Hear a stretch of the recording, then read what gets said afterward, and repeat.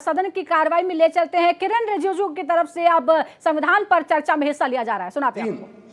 कुल मिलाकर के 11 सेशंस और 165 दिन काम करके ये महान संविधान का रचना हुई है। इसमें संविधान का रचना करते समय हम लोग को ये भी रखना चाहिए कि कुछ ऐसे सिंबल्स, कुछ ऐसा प्रतीक जिसका संविधान में, संविधान की किताब में और बाद में हमारा देश का चिन्ह में उभर के सबके सामने में आए हैं। मैं सबसे पहले तो हमारा देश का महान जो इतिहास है उसके बारे में सिर्फ इसी चीज का जिक्र करना चाहता हूं। दुनिया का सबसे महान सम्राट में से एक अशोक सम्राट के जो अशोक स्तंभ है उस पे आधारित जो सारनाथ में बनी है, जो ओरिजिनली सारनाथ में था, बाद में जाकर के उसको सांची के स्तूपा कहा जाता है मध्य प्रदेश में। वहां अभी भी जाके देख के आ सकते हैं। मैं आज से 6 दिन पहले सांची खुद जाकर के दर्शन करके आए हैं। और जो हमारा तिरंगा झंडा में 3 कलर है, सबको मालूम है। बीच में सफेद कलर के बीच में जो धर्म चक्र है, हमारा जो धर्म चक्र का नीला रंग होने का कारण वो भी हमको सबको मालूम है, मैं फिर भी जिक्र कर रहा हूं। उसको व्हील ऑफ लॉ, विधि का चक्र कहा जाता है, क्योंकि नीला रंग दर्शाता है आकाश, महासागर और सार्वभौमिक सत्य को दर्शाता है। यही कारण है कि राष्ट्रीय ध्वज के सफेद पट्टी के बीच में नीले रंग का अशोक चक्र स्थित होता है। वही उसमें बनी जो 24 तीलियां बनी है वो है मनुष्य के 24 गुणों को दर्शाती है। ये सिंबल, क्योंकि हम इस महान देश का संविधान के बारे में जब चर्चा कर रहे हैं तो उस संविधान का प्रेरणा कहां से मिला वो भी हमको नहीं भूलना चाहिए। बाबा साहब भीमराव अंबेडकर एक जो लोकतंत्र के बारे में बात करते करते उन्होंने कई बातें कही। एक कोट मैं आपके सामने में पेश करना चाहता हूं। बाबा साहब ने कहा था, the institution where there are many rules for motions, resolutions, quorum, voting and counting of votes. Lord Buddha got this inspiration from the political systems of that time. उन्होंने मॉन्क का यूनियन को पार्लियामेंट ऑफ इंडिया से compare किया। और sir, बाबा साहब ने जब अपना संविधान का रचना का ड्राफ्ट करने का शुरू किया, उसमें कई कोट्स है। मैं कुछ देर में कुछ कोट्स को आपके सामने में पेश करना चाहूंगा। फिलहाल सर, कॉन्स्टिट्यूशन स्पिरिट, जिस स्पिरिट से हम आज तक 75 वर्ष पूरा हो गए हैं, उसमें लिखा हुआ जो शब्द होते हैं उसके अलावा संविधान का जो स्पिरिट है उसको भी हमने कैसे मानते हुए आगे चलने का काम किया है। मैं फक्र महसूस करता हूं, प्रधानमंत्री मोदी जी का जब कार्यकाल शुरू हुआ उसने संविधान को उसी स्पिरिट को मानते हुए अपना सरकार का मंत्र को इस देश का सामने में रखा। और वो मंत्र है सबका साथ, सबका विकास, सबका विश्वास और सबका प्रयास। इस चीज को लेकर के हम सब भी फक्र महसूस करते हैं कि संविधान के स्पिरिट के अनुसार ही 75 वर्ष पूरा होने पर संविधान का एडॉप्शन को इस वक्त हमारा देश का राष्ट्रपति एक महिला और एक आदिवासी है, जिसको इस देश का महामहिम राष्ट्रपति का पद पर आसीन होने का मौका मिला है। मैं जब बाबा साहब अंबेडकर को कोट करता हूं तो मैं ये मानता हूं कि ये मैं एक अधिकार के रूप में कोट नहीं कर रहा हूं, मैं दायित्व के हिसाब से मैं बोल रहा हूं। क्योंकि अगर बाबा साहब अंबेडकर का वो स्पिरिट संविधान में नहीं होते तो मैं भी आज इस महान सदन में कभी भी नहीं होते। मैं एक ऐसे क्षेत्र से आया हूं मैंने एरोप्लेन पहले देखा है, गाड़ी बाद में देखा है, क्योंकि मैं सांसद बनने के बाद ही गाड़ी का रास्ता बनाना शुरू हुआ। हमारा प्रदेश में कई गांव में 7-7, 8-8 दिन हम लोग पैदल चलते थे। और जब मैं आदरणीय प्रधानमंत्री जी ने मुझे उस जगह में बैठने का मौका दिया जिस पद पर बाबा साहब भीमराव अंबेडकर बैठे थे, जब मैं इस देश का कानून मंत्री बना, मैंने सबसे पहले उस कानून मंत्री के पद में बैठने से पहले ये समझने का कोशिश किया कि बाबा साहब अंबेडकर क्या चाहते थे, क्या क्या चीज और उसके सोच मन में था जो नहीं कर पाए, और उसने अपना कार्य पूरा करने से पहले क्या क्या चीज उन्होंने आरंभ किया, इसका भी वहां मेंशन किया गया है। फिर माइनॉरिटी का हम लोग बात करते हैं। मैं खुद एक माइनॉरिटी कम्युनिटी से आता हूं और आर्टिकल 25 में बाकी सब हिंदू हो या कोई भी हो, हमारे 6 माइनॉरिटी कम्युनिटी है, हिंदू को मिला के 7 है, सबको अपना धर्म मानने का, प्रैक्टिस करने का और दूसरा को बताने का आजादी संविधान ने दिया गया है। आर्टिकल 29 में माइनॉरिटी का इंटरेस्ट को प्रोटेक्शन के लिए भी प्रावधान दिया गया है। फिर आर्टिकल 30 में लिंग्विस्टिक माइनॉरिटीज का राइट्स के बारे में भी पूरा जिक्र किया गया है। अध्यक्ष महोदय, कुछ कंपेयर करना हमको जरूरी इसलिए है कि जो हमने किया इस देश में, चाहे कांग्रेस का सरकार हो चाहे हमारे सरकार हो, सबने अपने अपने तरीके से काम किया है। जो माइनॉरिटी कमीशन यहां बनाया गया है उसका नाम है national commission of minorities act.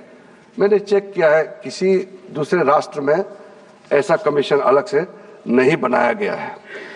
हमारे देश में जितना माइनॉरिटी कम्युनिटीज है, चाहे वो मुस्लिम हो, सिख हो, ईसाई हो, बौद्ध हो, पारसी हो, जैन हो, सबके लिए लीगल प्रोटेक्शन ही नहीं, उसके लिए अफर्मेटिव एक्शंस का जो प्रावधान है वो भी दूसरे देशों का तुलना में कई अधिक प्रावधान हमारे देश में रखा गया है।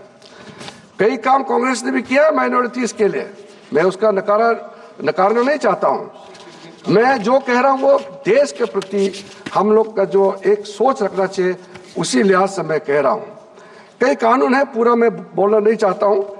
Indian Christian marriage act, Muslim women protection of rights on marriage act 2019, Dargah Khwaja Sahib act 1955, Anand marriage act 1999, Parsi marriage act, divorce act 1936, Jain succession act 1928।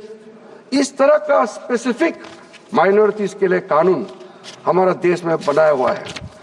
आज मैं जिस मंत्रालय को देख रहा हूं, अल्पसंख्यक मंत्रालय के माध्यम से 6 माइनॉरिटी कम्युनिटीज के लिए कई स्कीम चल रहे हैं। स्कीम का नाम यहां जिक्र करने का जरूरत नहीं है, जब क्वेश्चन आंसर या चर्चा आएगा तो हम जरूर विस्तार से बताएंगे। कई ऐसे स्कीम है।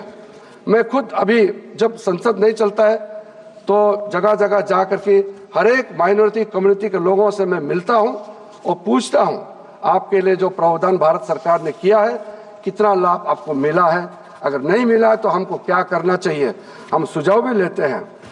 साथ साथ सर, मैं एक चीज को बहुत गंभीरता से कहना चाहता हूं। हम सब मानते हैं कि हमारा संविधान खूबसूरत है, बहुत अच्छा है, और हम गौरव भी करते हैं, 75 साल पूरा भी हो गए हैं। लेकिन कुछ चीजें हैं जिसको बोलते समय और लोगों के सामने में दर्शाते समय हमको ध्यान रखना चाहिए। ऐसा तो ना हो कि हम जो बोल रहे हैं, हम जो कर रहे हैं, उससे हमारा देश का छवि दुनिया के सामने में कहीं कम तो नहीं हो रहा है क्या? आप सोच के देखिए, हम जब से आजादी प्राप्त हुई तब से वोटिंग राइट से लेकर के जो प्रावधान मैंने गिना है सबके लिए है। आपको पता है अमेरिका में हमारे जो ब्लैक्स जिसको कहते हैं रंग वाला, उनको वोटिंग राइट 1965 में मिला। इसलिए मैं कह रहा हूं ना, वहां उस समय बोलते थे, वही बता रहा, आप ध्यान से नहीं सुना।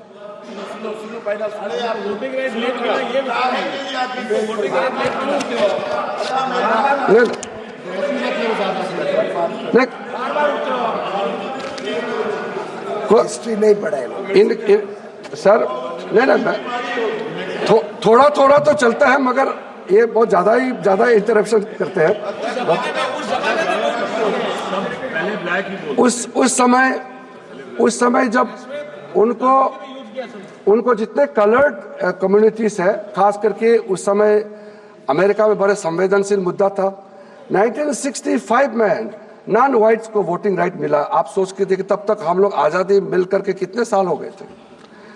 साउथ अफ्रीका में अपार्थाइड 1994 में खत्म हुए, और उसके बाद में यूनिवर्सल फ्रेंचाइज राइट मिला। नेल्सन मंडेला पहला एक गैर सफेद नॉन व्हाइट पहले वहां में चुने हुए राष्ट्रपति बने।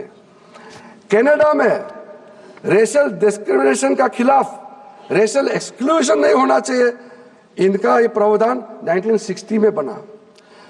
इंग्लैंड में 1918 में उनको वोटिंग राइट मिला, नॉन व्हाइट्स को। फ्रांस में 1944 में यूनिवर्सल सफरेज गारंटी मिला। कॉमनवेल्थ में 1962 में जो इंडिजिनियस वहां के एबोरिजिन्स वगैरह को अपना संवैधानिक अधिकार मिला। मेरा पास पूरा तथ्य है, लेकिन उतना गिन के बताने का जरूरत नहीं। मैं इसलिए बता रहा हूं, हम लोग को तो जब आजादी मिलते ही ये सारा अधिकार हमारे देश के हर एक नागरिक को मिला हुआ है। लेकिन कभी कभी मैं इसलिए कह रहा हूं कि कभी कभी ऐसा बात किया जाता है जैसे कि इस देश में माइनॉरिटी का कोई अधिकार ही नहीं। अगर इस देश में, अखिलेश जी आपका मैं जवाब दे दूंगा अगर आप बीच में बोलेंगे तो। मैं तो किसी का जवाब नहीं देना चाहता हूं आज। वो ऐसा है सर, पुराने दिन याद आ रहे हैं। नहीं,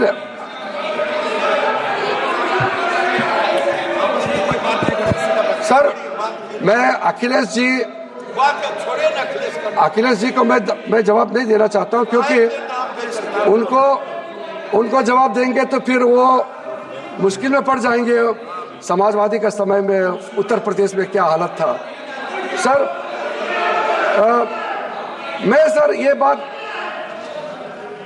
सर मैं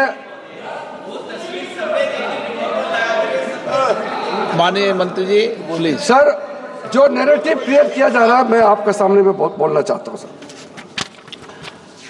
कुछ सर्वे है, ग्लोबल सर्वे सामने में हमने पढ़ा है, उसमें centre for policy analysis in European union का सर्वे के मुताबिक यूरोपियन यूनियन में 48% लोग डिस्क्रिमिनेशन के शिकार हुए हैं, ऐसा मानता है ये सर्वे का रिपोर्ट आया है। उसमें से ज्यादातर मुसलमान धर्म को मानने वाला, इस्लाम धर्म को मानने वाला का रिपोर्ट है। फ्रांस में कई डिस्क्रिमिनेशन का रिपोर्ट पेश किया। मैं नहीं कह रहा हूं, रिपोर्ट के बारे में मैं बता रहा हूं। उसमें जो हेड स्कार्फ पहनते हैं, बुर्का पहनते हैं, इसको लेकर के मेजॉरिटी मुस्लिम कम्युनिटी के लोग ने उसको आपत्ति किया है और कहा कि ये उनके खिलाफ डिस्क्रिमिनेशन किया जा रहा है। स्पेन में इंटीरियर हेड क्राइम्स, मुस्लिम के खिलाफ हेड क्राइम का रिपोर्ट इतना हाई है, ये भी इन्हीं का रिपोर्ट में जिक्र किया गया है सर। इंडोनेशिया जो मुस्लिम डोमिनेटेड देश है, वहां में शियास और अहमदियास के खिलाफ में डिस्क्रिमिनेशन किया जाता है करके रिपोर्ट में आया है। मैं नहीं कह रहा हूं, ये रिपोर्ट में कह रहे हैं। पाकिस्तान का हालत आप जानते हैं, बांग्लादेश में जो होता है आप लोग मालूम है, अफगानिस्तान में सिखों का संख्या, हिंदूज का संख्या, ईसाई का संख्या क्या हो गया आपको मालूम है। चाहे वो तिब्बत में प्रॉब्लम हो या म्यांमार में हो, श्रीलंका में हो या बांग्लादेश में हो, पाकिस्तान हो, अफगानिस्तान हो, जब माइनॉरिटीज का खिलाफ जुल्म होता है या कुछ दिक्कतें आते हैं, सबसे पहला देश जहां वो आते हैं संरक्षण लेने के लिए वो है भारत देश में। यहां सेफ है इसलिए तो आते हैं। फिर ऐसे बातें क्यों कहा जाता है कि इस देश में माइनॉरिटीज को कोई प्रोटेक्शन नहीं है। माइनॉरिटी ठीक है, इंसिडेंट कहीं होता होगा, माइनॉरिटी मेजॉरिटी इंडिविजुअल घर घर में परिवार में भी झगड़ा होते हैं,